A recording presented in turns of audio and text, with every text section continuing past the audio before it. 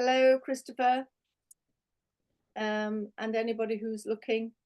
We've come together to do a little short recording to talk about Christopher's screenplays, three of which are actually books that we, Strand, have published. And then, of course, there's two books published by Penguin Random House that were done before he came to Strand. But the most exciting thing from our point of view is that Christopher embellishes his screenplays to make them into novels. And what we've decided now is he is investing in these screenplays and putting them all on InkTip for production companies to come and have a look at. And we were doing some tallies the other day to see just how many people are viewing these screenplays, and I got quite excited. So at the moment, the top one that's being viewed is the Assassin's Code 1, which Strand brought out some years ago, but is still very popular.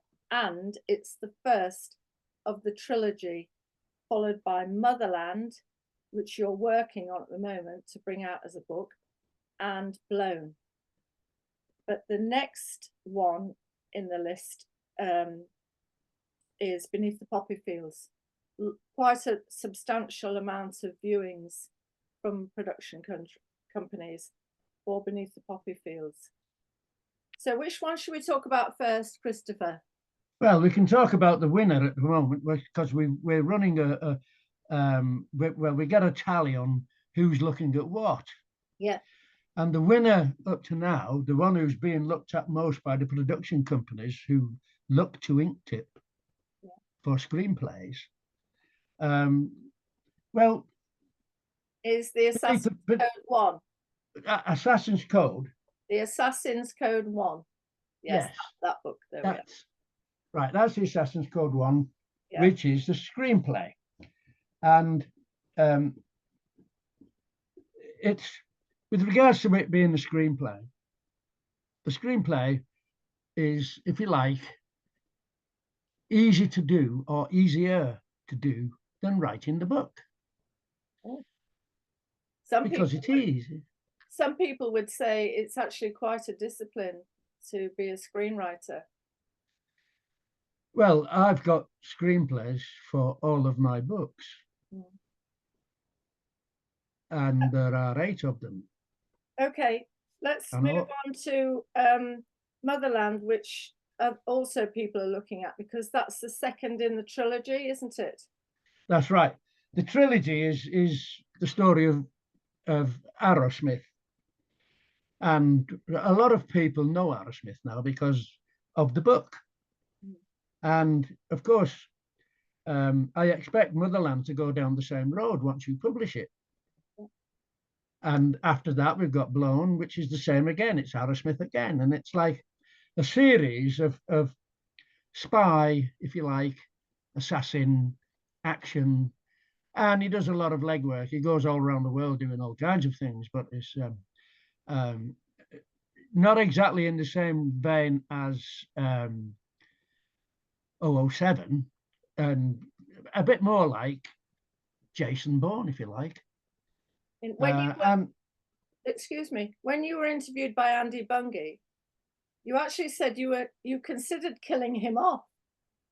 I did indeed. At one point, but now you think he's actually, that character's actually got legs. That's right. So to speak. I thought some time about that. I don't know why the thought came into my head in the first place, because the story in itself, in so much as that when I got to the end of it, I knew that it had legs. I can use Arrowsmith just the same as they've used Jason Bourne and James Bond. Yes, indeed. I mean, obviously, we're all different writers. I mean, Bond is completely different than Jason Bourne, and Arrowsmith is different than both of those, because he's more like Jason Bourne, because he is more realistic. Everything he does is realistic, and everything that is in there is based on actual events that did happen. Yeah. So Andy gave you a very good review for the Assassin's Code 1. Oh, I'm ever so grateful to him for that. Yes, yes. I think he was really quite smitten with that book and that character, and you as a writer, because what did he say? Something about you take us to places that you know, not many writers do, without breaking any confidentiality or, you know. Well, that's right, because I did actually sign the Official Secrets Act. Yes. So I have to be careful about certain detail, of course. But it was obvious to him, because I believe he was in the army as well at one point. It's obvious to him that you know your stuff. Well, any soldier who reads the book will realise anyway, they've been there, you know, I mean, Yes. Northern Ireland, etc., all of the various locations where problems were dealt with. There we go. And that you met a lot of these characters, the characters that are in that book, the Assassin's Code 1. You actually knew them. Yes, indeed. Yeah. Yeah. I've met several terrorists, if you want to use that word. Yeah, because that's exactly what they were. They were terrorists, various Arab, Irish, doesn't matter. They were terrorists. So just briefly then, let's talk about Arrowsmith, and his character. You said to Andy, I've met a lot of Arrowsmiths in my life. I have indeed, yeah. There's many Arrowsmiths about. Various places, the characters of people. It doesn't matter that they're in prison for whatever it is, or it doesn't matter that they're soldiers for whatever they are doing, you know. But these men and women, I've got to say, Anna Cohen, for instance, and Sticky Wicket. Yeah. Sticky Wicket was a lady who worked for MI6. And of course, with a name like Wicket, what's she going to be? She's going to have that, isn't she? She's going to be called Sticky, isn't she? Yeah. Yeah.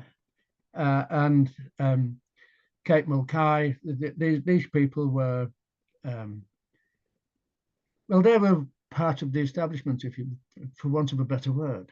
He wanted you to tell him, or us, you know, what special characteristics does somebody like Arrow have to have?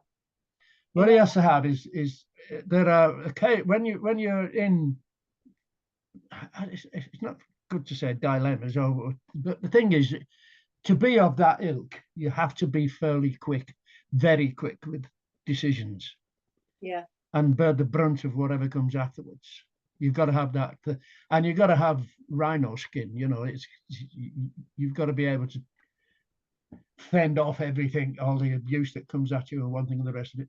Right. And the daredevil aspect of things. Christopher, we're going to lose. We're losing time, so we'll make another video for Poppy Fields, and we'll carry on this discussion in a minute. All right? Oh, that's my pleasure. Yeah. Thank you very much. Thank you. That's all right. Bye for now.